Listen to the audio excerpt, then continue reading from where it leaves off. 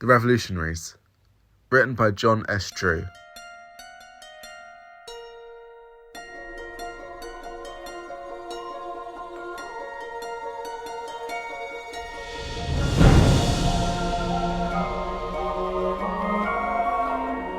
"I thought you said you'd take us somewhere to celebrate Christmas," Jamie Merriment exclaimed. He gestured before him at the fields of deep snow that covered the forested area, not a sign of life to be seen for miles around. Jamie stomped his feet and reached down to rub his bare legs. His usual Scottish kilt and tartan displaying his clan colours seemed most appropriate at the moment. Trousers would just get sodden and uncomfortable in a landscape like this. "It probably is Christmas, I'll grant you, but we're nowhere near anywhere civilized to celebrate it. This is America." He kicked away at the snow that lay at his feet. "Try as you might, you'll never convince me that you can't control this thing," he added. The thing in question was the TARDIS, a tall blue police box that was really a time machine in disguise. At these words, the Doctor emerged from the ship, his face somewhat solemn. "Now, Jamie, I don't see any reason to think that this isn't Christmas. And as the location, well..." His face began to curl into a knowing smile. "I suppose they celebrate Christmas in Trenton, New Jersey." His words trailed off thoughtfully as he pulled out a telescope from one of his pockets from his long, dark coat. As the Doctor scanned the area, Jamie couldn't help but wonder what it was that made him continue his adventures with the time traveller. He certainly was an odd sight standing there with his mop of hair set upon a craggy face that could beam with warmth or, with just a change of thought, become suddenly cold and austere. His dark jacket and baggy check trousers were not the height of fashion in any century they'd visited yet. In fact, Polly Wright, a former travelling companion of theirs, had once remarked that he looked like a fifth Beatle, and Jamie could easily see the Doctor as some small foraging insect. "Aha!" the Doctor exclaimed. "Jamie, take a look at this." The Doctor handed his companion the telescope and waited for a response.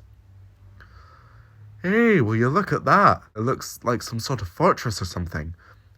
And they must be magicians. They put candles into the branches of that tree." "It's a Christmas tree, Jamie. It's traditional. I think this is definitely where we shall spend our holiday." "I don't know, Doctor," Jamie replied. "That doesn't look like such a welcome place." He could make out the dark, foreboding walls that surrounded the complex and saw a number of guards armed with rifles slowly walk across the parapet. "Nonsense, Jamie," the Doctor said, walking off as he spoke. "It's Christmas, isn't it? Every place is a welcome place at Christmas." Jamie sighed. He knew it was next to impossible to sway the Doctor from his path once he had put his mind to something. He placed a cautious hand on the handle of his dirk as he followed the Doctor. Jamie could only roll his eyes as he and the Doctor were pushed roughly into a holding cell an hour later.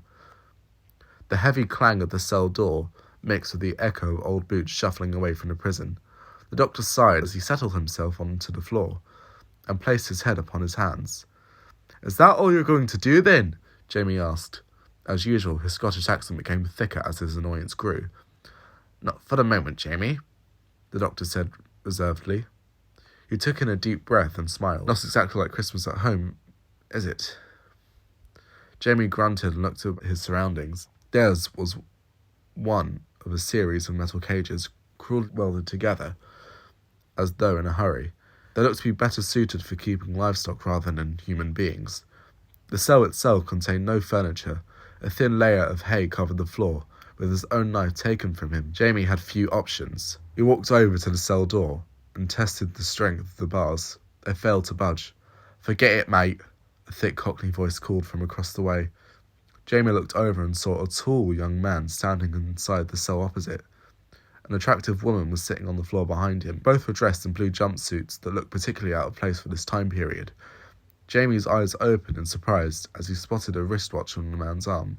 "Hey, who are you?" The man smiled, an infuriating smile.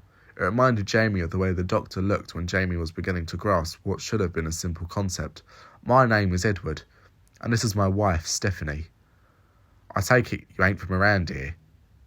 "No," Jamie answered simply. "But then neither are you." "You're right," the man said, nodding.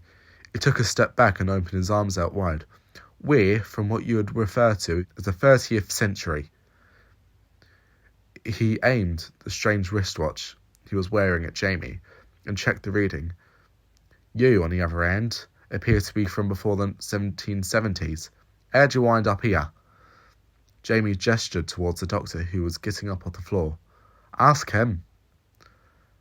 You say you're from the future? The doctor asked curiously as he stepped up to the cell door. The look on Edward's face at the doctor's appearance drew a quick smile from the time traveller. Yeah, Edward replied. He cocked his head. But I can't quite make you out. You can't be from the future. Quite far, actually. Stephanie rose from the floor and stood by her husband. She looked at the doctor and Jamie up and down. Not much of fashion in your time, are they?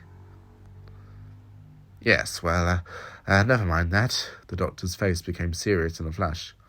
What are you doing here? I should ask the same of you, Edward replied.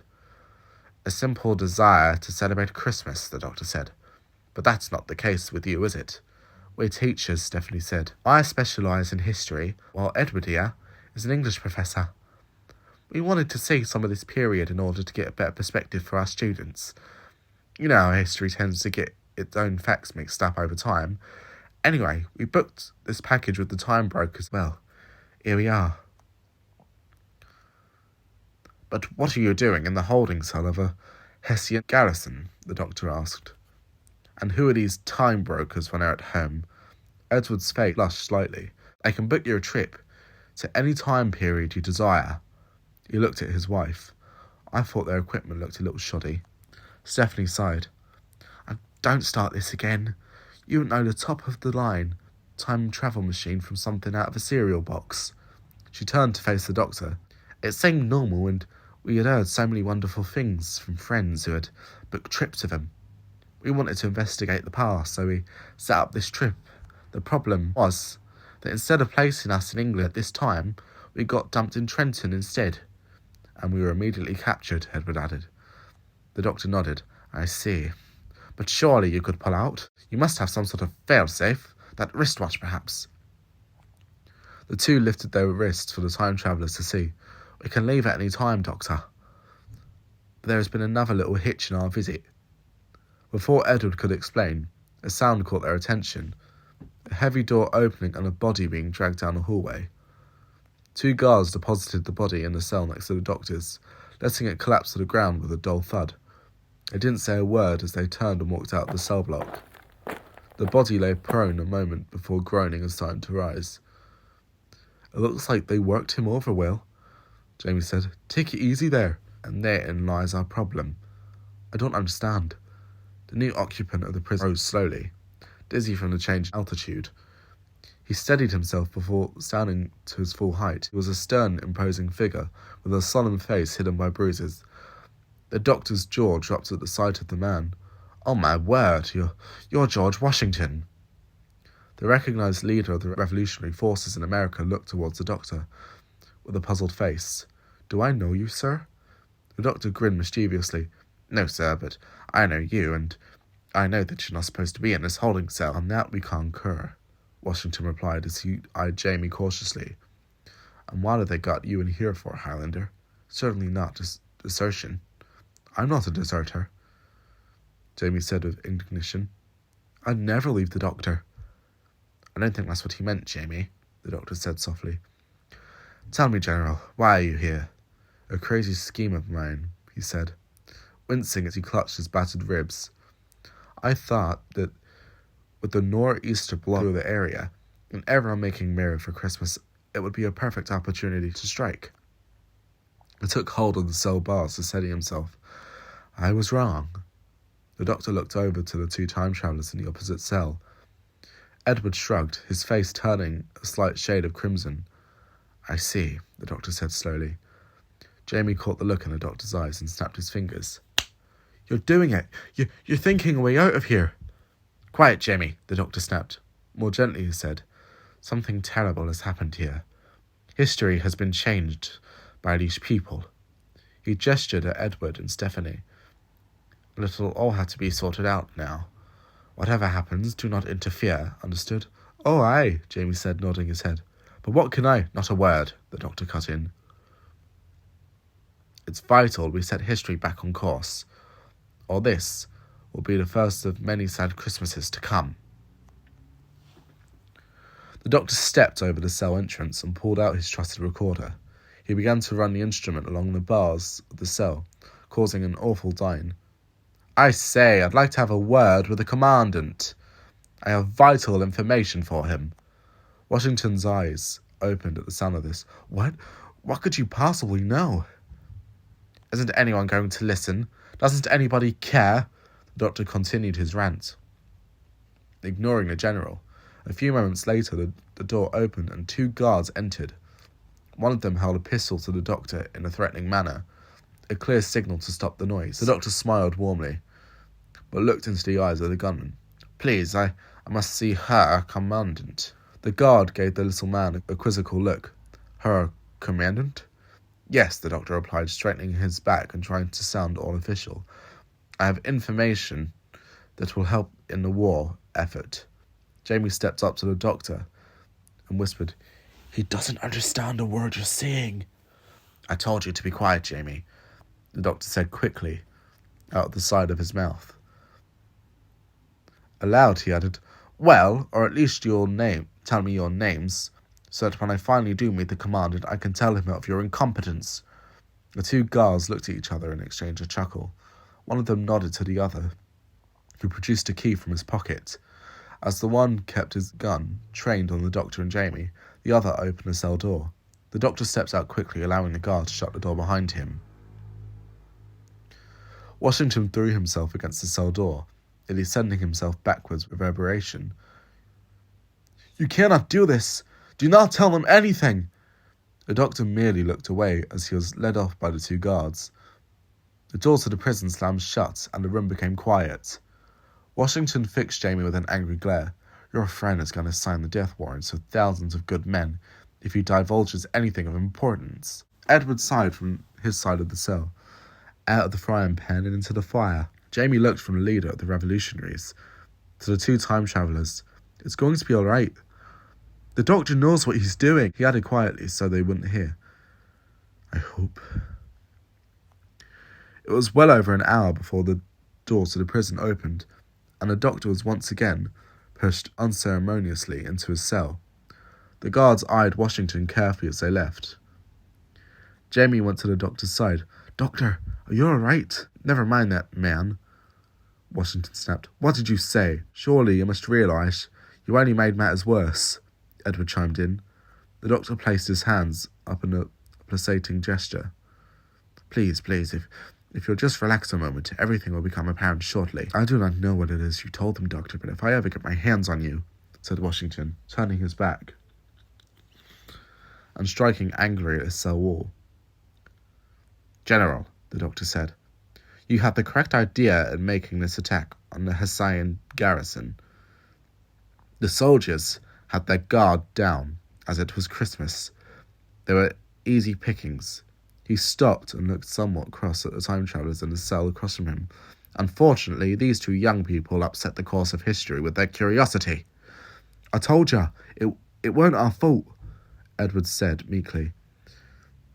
"In order to set things right on track, it is necessary to have the Sire instruct the guard once again." With that, the doctor stepped over to the window of the cell, in the courtyard. In the courtyard beyond, several guards were gathered around a makeshift bonfire. They passed around the bottle, swigging and laughing merrily. One of them burst into song. "It's 'Ark the Herald Angels Sing,'" Stephanie said. "That ain't how it sounds," Edward pointed out. "The words are the same. They're singing in German, so it's hard for you to understand, but the music is different. The version we all know won't be created for another 60 years or so." "Fib, yes." The doctor smiled. "History has a way of remembering what it wants to." He stepped over the cell door and produced a small cylindrical device from his pocket. It emitted a sharp whine in the bright light. There was a click from the lock of the door, and a wisp of steam curled gently from it. The doctor opened the door with a simple push. Jamie quickly cut across the room and retrieved his dirk hanging on the far wall. "How did ya? Sonic screwdriver," the doctor replied with a grin. "But you could have gotten yourselves out of here ages ago," Stephanie said. "Yes," the doctor nodded. "But like you said, We have to set things right. He quickly released the others from their cells. Washington, though relieved to be free, eyed the doctor warily. Now that we are free, Doctor, how do you expect me to take garrison with just the 5 of us? He asked. If I remember my history correctly, and I usually do, the doctor said with a twinkle in his eye, you came with about twice as many men as there are soldiers stationed here. Now, we just quietly make our way to the holding areas for your men and release them. It shouldn't be too difficult, as the Hessians will all have their feet up thanks to the information I gave them. And what information was that? Washington whispered. The doctor stepped over to the entrance to the prison now and was checking the door. It was locked. I told them that you went through with this harebrained scheme without any approval from your colleagues, and that the Hessians have nothing to worry about as it's Christmas. There will be no reinforcements coming and no need to worry. He smiled mischievously. They're quite ready to believe you're a hot-headed idiot, you know. Before Washington could reply, the doctor patted him on the arm. Now, we will need your help in getting us out of here. There are just 2 guards outside. Jamie stepped forward, nodding to the general. Leave them to us, Doctor. Minutes later, the 5 were working their way across the Hessian compound. They stopped just below a water tower that doubled as a lookout post. Jamie looked upward and gestured to the doctor. There's nobody here. No, the doctor answered, grinning excitedly as his plan began to come together. They really have put up their feet. My men are being held over there in those makeshift stockades. Washington pointed towards an area cordoned off by a fence of baling wire. The soldiers were desperately trying to keep warm, with only the paltry fires the Hessians allowed. A handful of guards, looking unhappy at not being able to join in the celebration, walked about the holding area, scowling at their prisoners. Now what? We need a diversion, the doctor whispered. Edward pulled out a small handheld device from his zippered pocket in his left arm. One diversion coming up. The doctor lunged forward in a desperate attempt to stop him. Oh my word, no! But it was too late. A beam of light lanced outward from the weapon, jutting up and cutting cleanly through the water tower. A deluge of water hurtled towards them. Run! The doctor shouted. The 5 bolted across the complex towards the holding pens, as a low rumble filled the air. The tower, weakened by the blast, came barreling down, shattering into a multitude of pieces as it landed. In the chaos that ensued, the few guards who were sober tried to maintain control of the situation. They were outnumbered. The doctor slipped through and applied the sonic screwdriver to the large padlocks that held the penned revolutionaries within. The soldiers quickly took advantage of the situation, taking the weapons from the Hessian guards and overpowering any immediate resistance that came their way. Forwards, Washington roared. Take no quarter. Let nothing stop you. The doctor and Jamie quickly made their way to a small structure out of the way of the conflict. Where are Edward and Stephanie? Jamie asked. I don't know, the doctor mused, looking about the area. Crazy way to travel, the doctor chuckled, as he patted Jamie on the shoulder. Come on, it's time we were going, and everything will be fine. Won't it, Doctor? Asked Jamie. Oh, I should think so. Washington knows what he's doing. We can leave it all to him now. And she was right. Have you really changed history from what should have happened? The doctor looked horrified. A little too horrified. Like he was putting on an act. Me, Jamie, he said. The very idea. I have a huge respect for history, as you well know. Before Jamie could respond, a cry went out that the fortress was fully in the hands of the Revolutionaries. There were cheers all around for Washington and for liberty. Soldiers emerged from one building laden with bottles of wine, which they passed out to their comrades. There was singing, and Washington barked out orders to prepare a feast. I guess we'll slip back to the TARDIS now, eh? The doctor smiled a moment before setting a stern look. I'm afraid not, Jamie. You still have one more job to do. Eh? Jamie looked confused. All things being equal, we must make sure that Washington and his men do not celebrate too much. They still have the Battle of Princeton to win in a few days, and since it's Christmas... His face once again broke out into a gleeful look. We might as well make merry with these good men while we're here. Oh, aye, Jamie agreed, and with that the 2 linked arms and went to join the fun.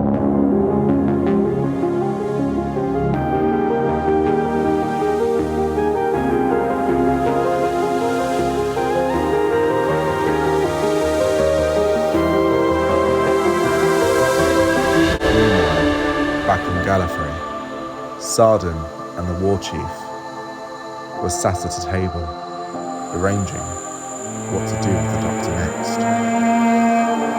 The doctor is a fool for not listening to us, Sardin said as he turned to the war chief. The war chief looked back at him. Trust me on this one, Sardin. The doctor and Jamie McCrimmon will pay for what they have done.